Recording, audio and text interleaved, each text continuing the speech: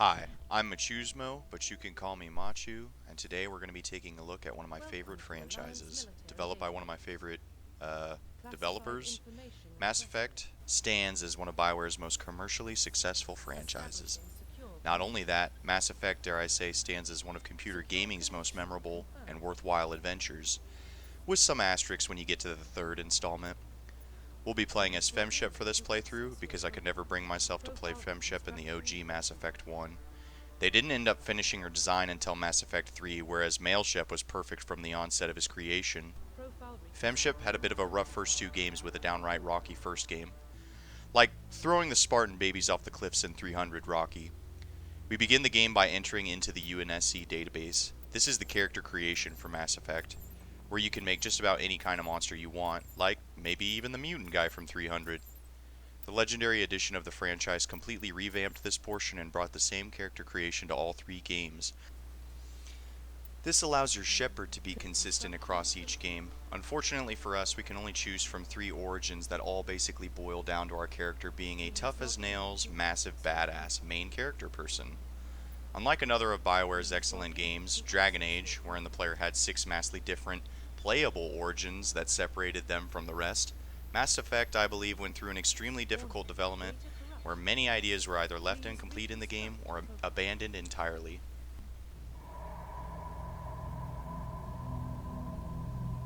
Well, what about Shepard? She grew up in the colonies. She knows how tough life can be out there. Her parents were killed when slavers attacked Mindwar. She proved herself during the Blitz, held off enemy forces on the ground until reinforcements arrived. She's the only reason Elysium is still standing. We can't question her courage. Humanity needs a hero, and Shepard's the best we've got. I'll make the call.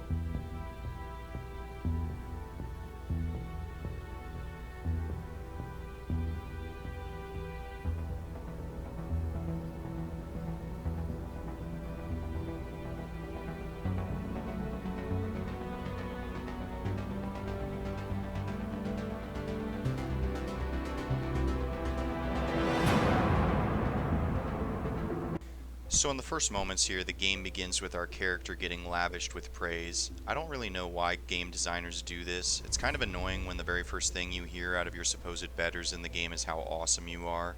It's like, well, I guess I shouldn't worry about anything because I'm awesome. This isn't really just a Mass Effect problem though. There must be some kind of board at these game companies that pushes this, because just about every game there is, the player character is worshipped. And worship Shepard you shall. This game has a plot to play out, and we are the badass piece. Since we read the script and we know this, Shepard decides to walk to the bridge with an orchestral accompaniment as our WWE backdrop. Get the fuck out of the way, bitch.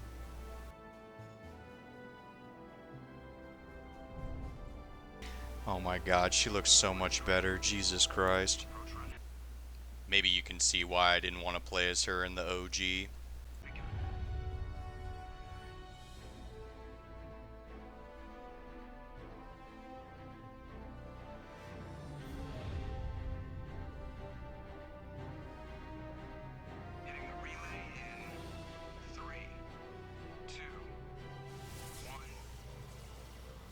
So we get a bit of a hint as to who some of the movers and shakers in the game are. We overheard Ambassador Udina and Commander Anderson in the beginning, and we also heard another person named Admiral Hackett. We wouldn't really know who these characters are, and we shouldn't. We shouldn't even know what their names are yet unless you had the subtitles on. You know, subtitles always spoiling surprises. But these people represent the alliance and human interest groups that put pressure on Shepard. Prior to us hitting that crazy space slingshot thing, which is called a Mass Effect relay, we get to see Nihilus, which he's a Turian Spectre, Joker, the Normandy's pilot, and finally Kaidan, who's just pretending to help Joker fly the ship. Throughout this introduction, Joker does his best to steal the show and ultimately does, himself being a bright point of levity in this sometimes dour adventure. He's somewhat of a cliche, snarky guy, but I believe he grows into his own as we get to see more of him. Kaidan, on the other hand, I don't really want to get into Kaidan until we reach Eden Prime. I haven't spoken on this till I thought it would be relevant, but we are going to be playing as Paragon Shepard. Quite possibly the most vanilla experience you can have with the story, but hey, I hate being the bad guy. Unless there are some really good renegade options, which a few juicy ones do come to mind, you can expect I'm gonna go all blue points this playthrough. After witnessing Caden's cringy attempt to diss God King Joker, we hobble our happy asses over to someone who I think really gets an unnecessarily bad rap, especially from the game's own perspective, and that is Navigator Presley. Navigator Presley has some reservations about working with aliens, a pretty reasonable stance for a military official to take regarding the Mass Effect universe. I mean, the Solarians created the Genophage, dude. It's like a billion times worse than any biological weapon we've conceived of in the real world. Turians have every reason to hate mankind, what with the First Contact War, and the Council races all look down on humans as backwater racists who only care about furthering their own agenda. Granted, humanity doesn't always do its best to dissuade people from this perspective, but there you go. Navigator Presley basically gets retconned out of existence for the views that he espouses here to Shepard. Presley even acknowledges that his viewpoints may not be shared by everyone, but in reality, Presley has an extremely measured and realistic human reaction to the events going on around him, and he gets lambasted by the games for it. We'll see the conclusion to Presley's story in a forgettable side quest in Mass Effect 2, but for now, well, we're pretty much done with him in this game as well. I'll see if I can get some answers when I see him. Good luck, Commander. We see a couple more of the B team, C team. I don't know what I would refer to these guys as. Let's call them Shepard's support team. These two here are Jenkins and Dr. Chakwas. Unfortunately, neither of these characters are very fleshed out. In Mass Effect 2, however, Chakwas receives a bit more love in the form of a side quest, but Jenkins, well... Alright, now this may seem pretty weird for me to get fixated on this guy, but hear me out. I think that Jenkins is a very incomplete character, a very broken character. I have my suspicions that Jenkins might have played a bigger role in the game, but he was cut for time or some other reason. He has quite a lot of dialogue to get through here, and he seems to be knowledgeable about Eden Prime, in fact stating he grew up there and recounting a tale from his childhood. He doesn't seem particularly noteworthy right now, but I'll have more to say on Jenkins right about the time I'm ready to talk about Caden on Eden Prime, along with my reasoning for him having cut content. What do you know about the Spectres? Jenkins does me a solid by bringing up Spectres here. These larger-than-life entities seem to be met with praise and adulation. Kinda like the praise and adulation we got in the very beginning of the game. Spectres seem to be a police force employed by the Council of the Citadel to discreetly solve issues. The terms and services of a Spectre, I think, are deliberately left vague.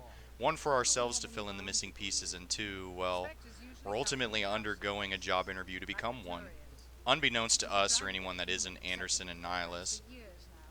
Not really relevant to the Mass Effect story as a whole, but I just want to mention that Captain Anderson is also the voice of the Arbiter from Halo. And we told the commander what's really going on.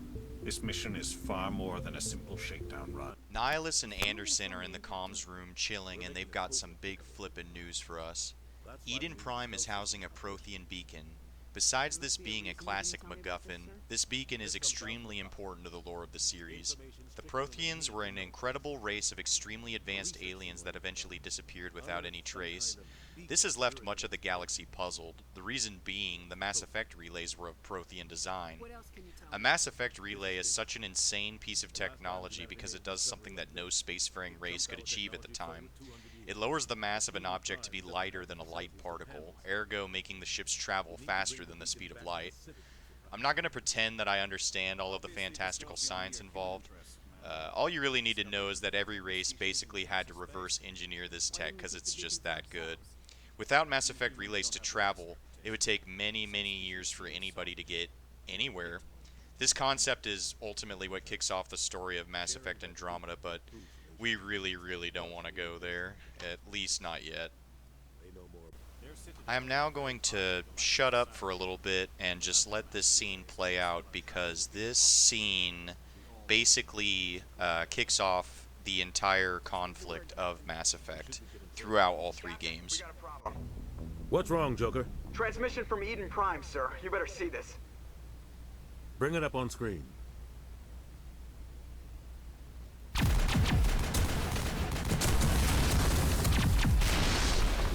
Get down!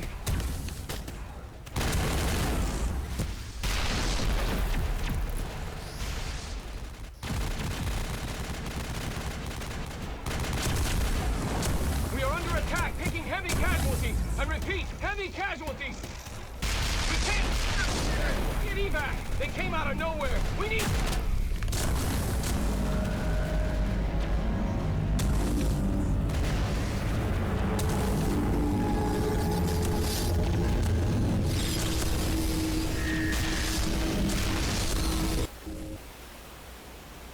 Everything cuts out after that. No comm traffic at all. Just goes dead. There's nothing. Reverse and hold at 38.5.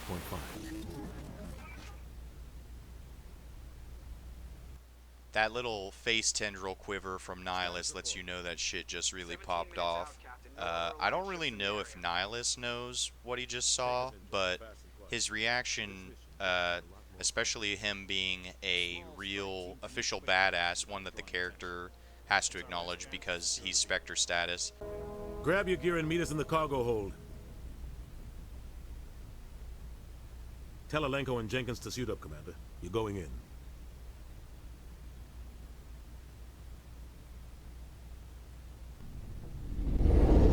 Engaging stealth systems. Somebody was doing some serious digging here, Captain. And here we are, setting off on our first big adventure with our two companions in tow, Jenkins and Caden Alenko. We are going into Eden Prime with very little knowledge, basically only having the sit rep that we just witnessed with Anderson and Nihilus. And we're trying to not only get the beacon, but basically keep all of this under wraps because this is a very covert mission. This is out in the Terminus sector, which is outside of Citadel space. That technically, I don't think that they have jurisdiction. Basically, there's lines, there's border lines that we can't cross, and of course, humanity being the line steppers that we are, we cross that line, and so that's why this is an Alliance ship. This is an Alliance mission, and Nihilus is just here on happenstance. He just happens to be here. And he was going to use this as some kind of testing ground, some kind of crucible to determine how we would fit as a Spectre. But because of the way things have changed, it seems that he's abandoning that, and he's, as he says, going out on his own. He's faster on his own. So we'll see how that works for him. Right here, we have a rare opportunity to actually look at the squad menu for Jenkins. Jenkins doesn't get another chance to be in a squad, so this is the only time we can see it. And I think he's a soldier, which is fortunate for the new companion we're going to be getting in lieu of Jenkins, but it's just interesting that he has all of this, he just has all of this ready to go for him. He's a squad mate, he has powers, he has a loadout and guns. I neglected to do it here, but I think that you can even go through and potentially level him up if you had skill points, but we won't have any here, so we won't be doing that. And we're going to also be witnessing the fall of Jenkins, the demise of Jenkins, which is all under Shepard's watch, all under Shepard's command. So despite how odd or funny this scene looks, I actually think there's a lot to unpack here. First thing being, prior to Jenkins getting lit up, he behaves entirely as a squad mate with his own equipment and ability points. Now, I don't have any evidence to support this, but I believe that there may be more to this encounter that was left on the cutting room floor. Jenkins has a somewhat decent amount of dialogue with Shep before reaching Eden Prime, and Jenkins even has an interaction with Caden about the gas bags in-game. Ultimately, the reason I believe Jenkins had more content is that in his current state, I don't believe he gets across what I can only assume is the developer's intent in making him. I believe that Jenkins is a warning about the potential loss of squad mates further on in the series. The reason I think Jenkins is a flawed or incomplete attempt at this is that Jenkins just kind of runs in and dies. However, if you want to get into the Ludo narrative-ness, the Ludo narrativity, If you think about it as Shepard might, it was Shepard's direct action that led to Jenkins' death. Shepard gave the stupid hand sign, go, go, go, that got Jenkins killed.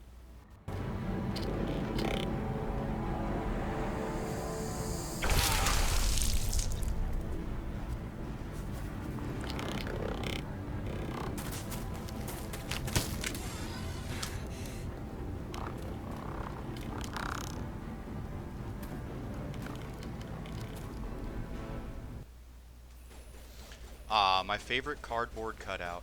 I have neglected to talk about Kaidan until this moment, because I feel Ashley very much is the better of these two.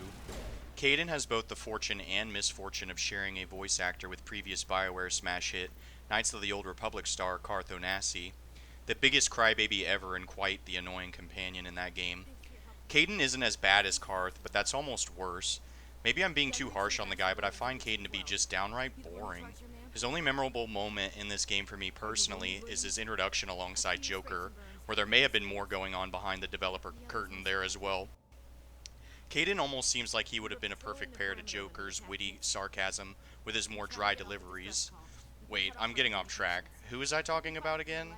Oh, right, Ashley. See, this is the thing. Both of these characters are so boring. I don't know if it's just by virtue of being in the same cast as the alien squad mates, but Kaidan and Ashley are just boring. Maybe it has something to do with the fact that they're also both Alliance troops. Granted, Kaidan has a bit more of a nuanced backstory by being some kinda early biotic implant guy. It's really not much. I don't mean to disparage the effort put into these characters by either the dev team or the voice actors. I just mean to say that it's kinda hard for the humans to hold a candle when you've got this to look at. Or this. Or this. Or this. The aliens of the series are already visually interesting, so anything that they have going on under the hood is a bonus. The human squad mates don't get that. It's entirely personality driven for Kaidan and Ashley, and unfortunately, they're both going to be getting left behind on the Normandy the second we get the other members of the squad. I am going to be a biotic wielding god this playthrough. I think Mass Effect 1's gameplay is best experienced through a biotic user. The lift and singularity skills are extremely satisfying to use. Watching a body ragdoll helplessly into the skyline is a blast, and the gameplay of the Mass Effect games is all pretty different from each other. This first game has the most RPG elements when it comes to equipment and abilities. Having certain abilities like barrier and immunity also allow you to make tanky builds, something the later games distance themselves from. I guess I can also use this time to talk about how the gameplay and UI has changed from the original. Originally, using any weapon that you didn't have some points into was a huge mistake. In fact, even having points in the weapon skills didn't help that much. The accuracy cone in the original was massive, meaning your shots were all over the place. The sniper also experienced a terrible sway. This has been changed, though. All weapons handle a lot better and have much better accuracy. The sniper now also has zero sway. Sadly, the remaster couldn't fix everything, and we experience our first glitch or bug. I remember this stuck aiming bug from the original. The good news is that it usually doesn't require anything drastic to fix. Back to the story. This is our first encounter with Reaper technology. The Reapers are the main antagonists of Mass Effect, and the big ship that we see in the beginning of the game is one of these Reapers named Sovereign. The Geth seem to worship the Reapers as some sort of pinnacle of existence, and they're the ones laying out these husk spikes.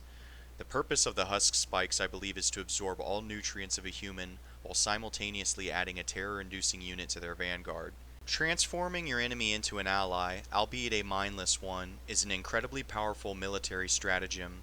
I would imagine anyone who survived the initial Eden Prime attack would be quite horrified to find their family and friends transformed into this state. Eden Prime is where Kaidan gets to shine. Kaidan is a sentinel, so he has access to both decryption and electronic skills. Ashley is a soldier and I'm an adept, so neither of us can open doors or crates. This little hacking minigame varies in difficulty and can be skipped using Omnigel if one is so inclined. I'm a pro though, so we're going to complete it no problem. Enter Dr. Manuel, resident scared scientist and exactly the type of guy who saw some loved ones getting turned into husks.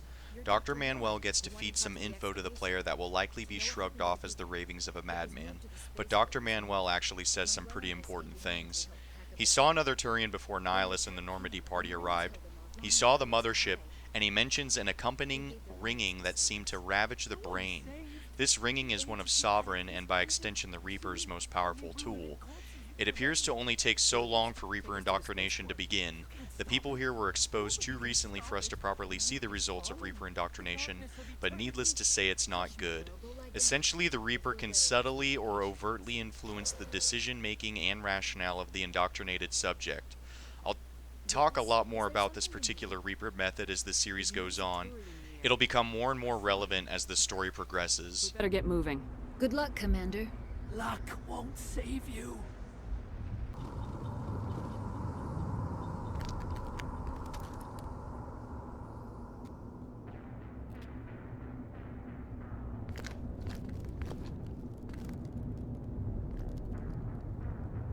Saren.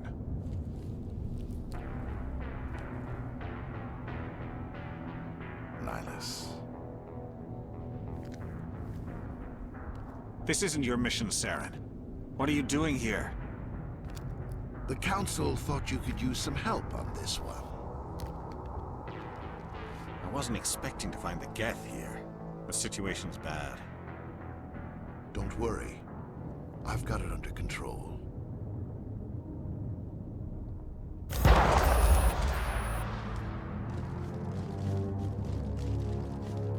With the revelation that Saren is a traitor to the Spectres, that concludes part 1 of my Mass Effect retrospective.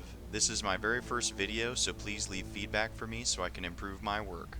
Please subscribe if anything you saw today was entertaining for more content from me in the future, and please comment, like, and share. Maybe tell your friends about it, I don't know. This has been Machusmo, but you guys can always call me Machu, and I'll see you guys in the next one.